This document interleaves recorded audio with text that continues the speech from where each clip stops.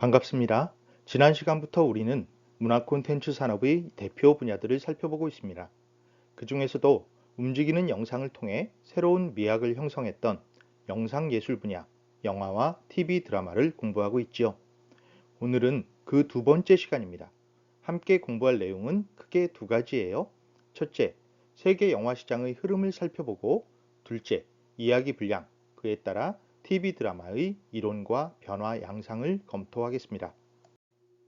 이제 본격적으로 오늘의 공부 내용으로 들어가겠습니다. 먼저 세계 영화 시장의 흐름을 살펴볼게요. 영화는 다른 문화예술 분야보다 제작비가 훨씬 많이 들어가죠. 그런 까닭에 영화가 만들어진 초창기부터 산업으로 발전할 수밖에 없었습니다. 그런데 전 세계의 영화 산업, 영화 시장을 살펴보면 그 경향이 좀 묘합니다. 우선 산업이기 때문에 사회 환경 변화에 민감해요. 이 그래프를 볼까요?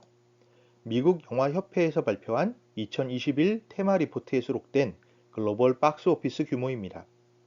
이런 통계는 집계하고 분석하는 데 시간이 걸리기 때문에 1, 2년 정도 시간 차이가 있다라는 점은 감안하고 봐주세요. 2017년부터 19년까지 세계 영화 시장은 완만한 상승세를 보입니다. 그러다가 2020년에 급감합니다. 잘 알다시피 코로나19 팬데믹 때문이죠. 극장에 모여 함께 영화를 보는 일 자체가 불가능해졌으니까요.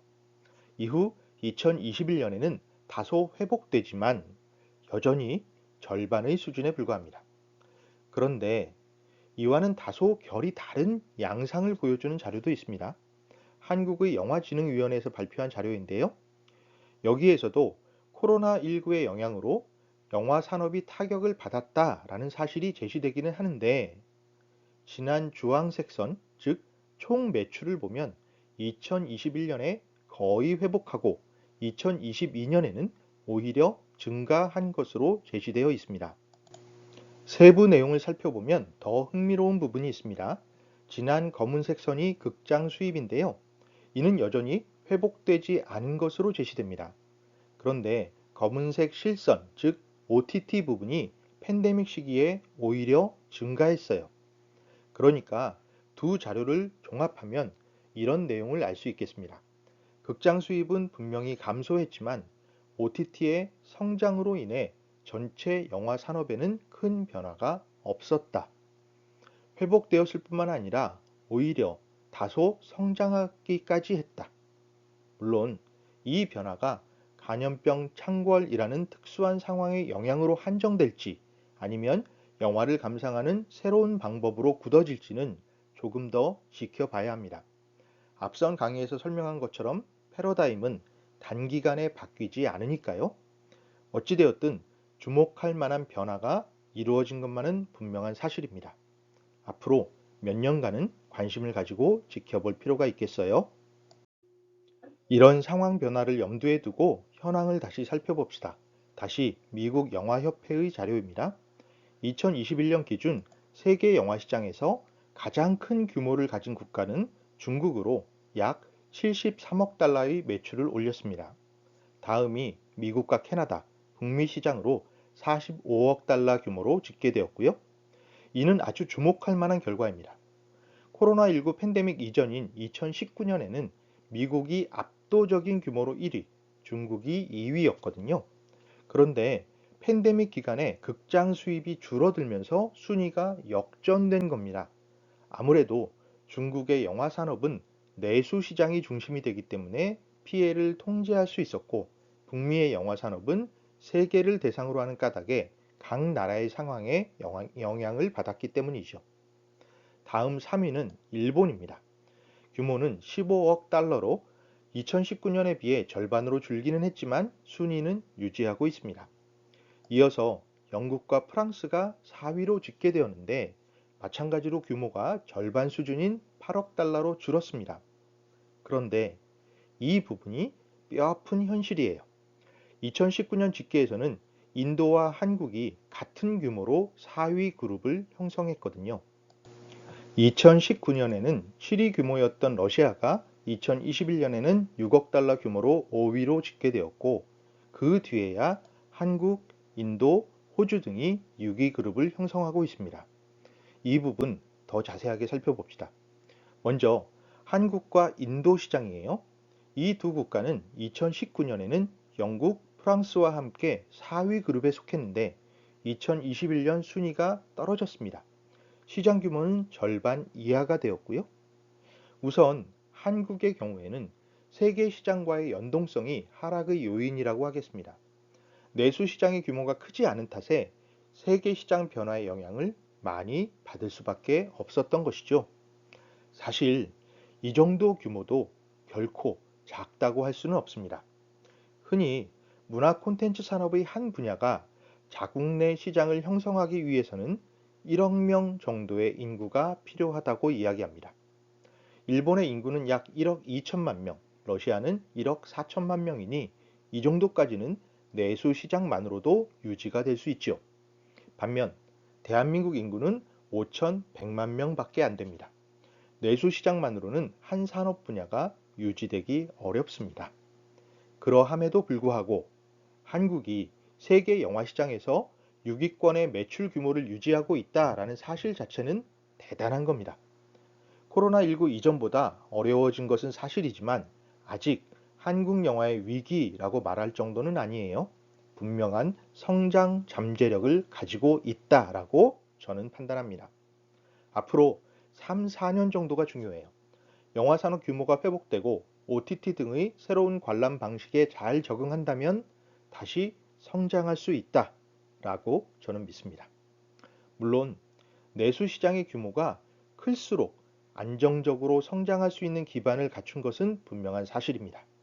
하지만 그 조건을 갖추었다고 모두 발전하는 건 또 아닙니다. 좋은 콘텐츠를 만들어낼 수 있는 창의력과 문화적 역량도 중요합니다.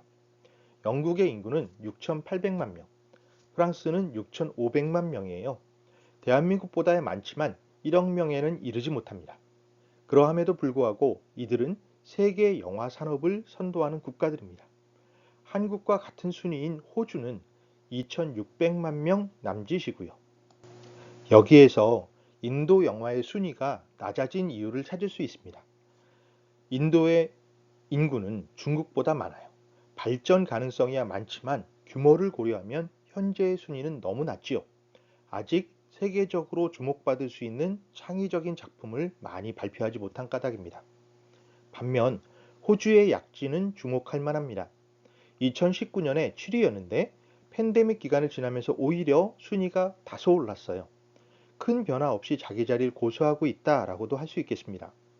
사실 호주 영화는 북미와 영국과 언어, 문화의 측면에서 연관성이 강하다라는 점이 약점이자 강점으로 작용하고 있습니다. 1906년 시드니에서 처음 영화를 상영한 뒤에 바로 영화 붐이 일어서 켈리갱 이야기라는 세계 최초의 장편 영화를 제작하는 등 1910년대에 호주 영화 산업이 발전합니다. 하지만 오래가지 않아 영화를 자체 제작하기보다는 영어권 영화를 수입해서 상영하는 편이 더 큰 경제적 이윤을 발생하게 되면서 1923년에는 호주에서 상영된 영화 중에 94%가량이 미국과 영국 영화가 됩니다. 이후 오랫동안 침체기를 겪어요. 물론 중간중간 배우와 감독이 영어권 국가에 진출하기는 하지만 정작 자국 영화는 크게 주목받지 못합니다. 하지만 1968년 존 고튼 총리의 주도로 호주 정부의 문화예술에 대한 지원이 이루어지고 그 결과 규모는 크지 않지만 독특한 분위기를 갖춘 작품들이 발표되면서 영화 산업이 부흥하기 시작합니다. 피터 웨이 감독, 켄 한남 감독, 조지 밀러 감독의 매드맥스 시리즈 등이 대표적인 사례입니다. 2000년대 이후에는 자체적인 작품 창작과 세계 여러 국가와의 공동 제작을 병행하는 방식으로 영화 산업이 다시 형성되고 있습니다. 다시 세계 영화 시장을 살펴보겠습니다. 7위는 4억 달러 규모의 독일과 멕시코로 집계되었어요. 이 국가들은 2019년에도 대한민국 바로 다음 순위였습니다. 8위는 순위 변동 없이 스페인이고요. 9위에는 2억 달러 규모의 이탈리아, 대만, 네덜란드, 브라질 등입니다. 10위는 아랍에미레이트, 폴란드, 덴마크, 스위스 등으로 집계되었습니다. 다소 생소한 국가들도 있지만 여기 속한 나라들은 영화 시장에서 무시할 수 없습니다. 독일, 스페인, 이탈리아, 네덜란드 등은 꼭 영화가 아니더라도 유럽의 문화예술사에서 주요한 역할을 담당했던 국가들입니다. 멕시코와 브라질은 남미의 문화예술을, 아랍에미레이트는 이슬람의 문화예술을 주도했습니다. 모두 자국 영화의 비중은 높지 않지만 주목할 만한 작품들을 종종 발표합니다. 폴란드는 앞 시간에 살핀 전함 포템킨의 변증법적 몽타주 등을 만든 러시아의 영향권이니 어느 정도 이해할 수 있고요. 대만 영화는 중국과 홍콩의 영향을 받으면서도 이미 1960년대부터 엔터테인먼트 영화가 활발하게 제작되었고, 특히 1980년대에는 사회가 민주화되면서 대만의 역사를 다룬 현실 비판적 작품들이 만들어집니다. 이것을 타이완 뉴 웨이브라고 하는데 1989년 발표된 허우샤오셴 감독의 비정성시가 대표적인 작품이에요. 2000년대부터는 로맨틱 코미디 영화가 널리 알려지고 있는데요. 2007년 말할 수 없는 비밀, 2011년 그 시절 우리가 좋아했던 소녀, 2015년 나의 소녀시대, 2019년부터 20년까지 반영된 TV 드라마 상견례 등이 한국에 많이 알려진 작품이지요. 자, 그런데 이 세계 영화 시장 규모 순위, 특히 중위권 이하 국가들을 보면 공통점이 확인됩니다. 특히 이 나라들을 주목해 보세요. 멕시코, 스페인, 이탈리아, 브라질. 멕시코, 코코라는 영화에도 나오지만 기타 치고 노래 부르기를 좋아하죠. 스페인, 집시, 플라멩고 2. 이탈리아, 음식, 와인, 오페라, 칸초네. 브라질, 삼바. 이 나라들은 모두 흥이 많고 놀기 좋아하는 국민성을 가지고 있습니다. 꼭 정확한 이야기는 아니지만 이러한 기질을 전혀 무시하기도 어렵지요.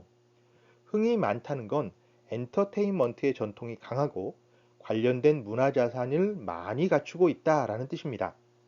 독자와 관객도 이러한 전통의 영향으로 이야기를 받아들이고 즐길 자세가 되어 있다라는 뜻이기도 하고요.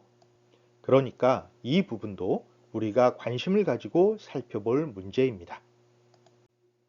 이와 연관해서 한 가지만 더 살펴볼게요. 한국 영화와 관련된 내용입니다.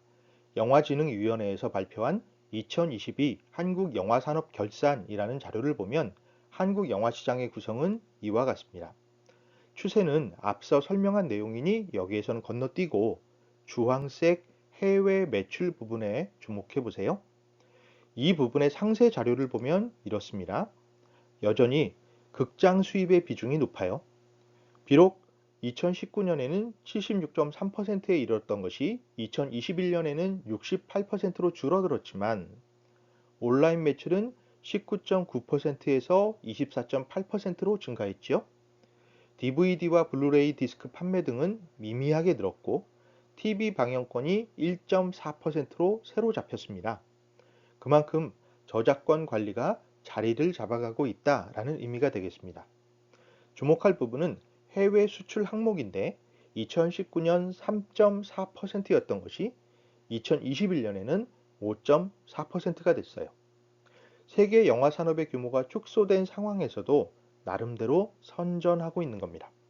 그만큼 한국 영화의 인지도가 세계적으로 높아지고 있다라는 증거인데요.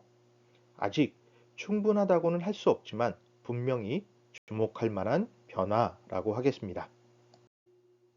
이번에는 한국 영화 시장을 살펴볼게요. 영화진흥위원회에서 발표한 2022년 한국 박스 오피스 순위입니다. 1위가 범죄도시 2, 그 뒤를 아바타 물의 길, 탑건 매버릭, 한산 용의 출연이 잇고 있습니다. 그런데 20위권 안에서 비중을 살펴보면 주황색으로 표시한 한국 영화가 12편에 이르러요. 이를 관객 점유율 기준으로 다시 정리하자면 이렇습니다. 한국 영화가 재개봉을 포함하여 총 703편 개봉해서 매출 점유율 56%, 관객 점유율 57.4%에 이릅니다. 자국 영화의 비중이 이렇게 높은 나라는 드뭅니다. 미국, 중국, 일본 정도가 비슷하거나 더 높을 뿐입니다. 그만큼 한국 관객들은 한국 영화를 좋아한다라는 뜻이고요. 그들을 충족시킬 정도로 영화의 수준이 높다라는 뜻이기도 합니다. 이 자체도 특별하지만 외국 영화 관람 경향도 다소 독특합니다. 미국 영화는 여전히 강세를 보이는데 역시 재개봉 포함 159편이 개봉하여 매출 점유율 39.3%, 관객 점유율 37.7%에 이릅니다. 일본 영화는 2022년에 다소 저조했는데 총 569편이 개봉 혹은 재개봉했음에도 불구하고 매출 점유율 3.7%, 관객 점유율 3.4%에 불과합니다. 편수가 많은 건 애니메이션이 포함되어 있기 때문이고요. 물론 2023년 상반기에 더 퍼스트 슬램덩크와 스즈메의 문단속이 흥행하면서 내년도 통계에는 비중이 더 높아질 것으로 판단됩니다. 그런데 다른 문화권의 비중은 아주 미비합니다. 중국, 홍콩, 대만을 아우르는 중화권이 매출의 0.1%, 관객의 0.2%, 유럽은 매출의 0.6%, 관객은 0.7%, 기타는 매출과 관객 점유율 모두 0.2%에 불과해요. 이게 무슨 문제가 있느냐? 일반적으로 문화가 성숙하려면 다양성이 확보되어야 한다라고 말합니다. 즉, 한두 가지로 쏠려 있으면 그 유행이 지나가 버린 뒤에는 회복되기 어려워요. 건강한 생태계 형성이 힘들다라는 뜻입니다. 그래서 다양한 문화 체험을 해야 하는데 지금은 한국 영화와 미국 영화에 너무 집중되어 있는 거죠. 쏠림 현상이 너무 큽니다. 이 부분을 개선해야 하겠습니다. 이 문제는 단순히 시장에 국한되지 않습니다. 창작의 관점에서도 다양성의 확보가 아주 중요합니다. 창작자들이 다양한 경험을 해야 좋은 작품을 만들 수 있는 까닭이죠. 그래서 영화를 감상할 때 가능하면 다양한 국적의 영화를 봐야 안목이 넓어질 수 있습니다. 안타깝게도 한국의 현실에서 다양한 영화를 접할 기회는 주로 대학 시절로 한정됩니다. 그러니 한국 영화도 좋고 미국 영화도 좋지만 더 다양한 문화권의 영화를 보기를 강력하게 권유합니다.